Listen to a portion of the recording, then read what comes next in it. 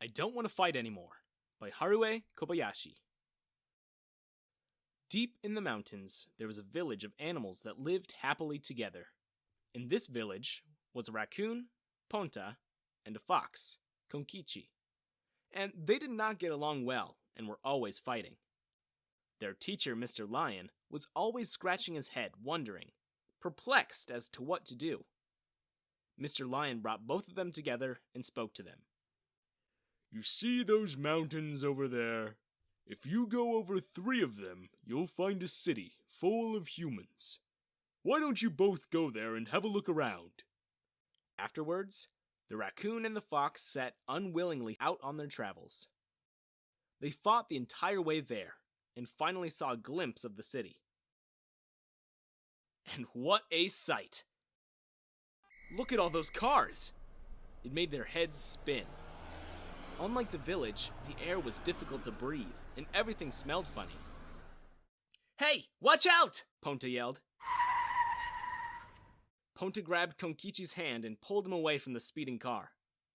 Thanks, Ponta, Konkichi said. Konkichi thought that Ponta was really kind. As they continued walking, they met with a girl playing by herself at the park. What are you doing by yourself? Konkichi asked. My friends were teasing me, so I'm playing alone now. At their village, Ponta and Konkichi were always playing with others and were never alone. They were surprised to hear this from the girl. Being alone can be sad. Let's play together, Konkichi said. Ponta thought that Konkichi is actually warm-hearted. Later, they heard a voice from a building window of someone's mother. You're watching TV again? If you don't do your homework, it'll be too late. I wonder how human kids go out to play, Ponta thought to himself. Ponta and Konkichi would look back at their time in the village, where they would fish in the river, collect nuts and berries in the forest, and lie on the hill. They yearned to go back. Before they knew it, Ponta and Konkichi were no longer fighting with each other. Let's go back to the village. Everyone will be waiting for us, Ponta suggested. Konkichi inhaled deeply.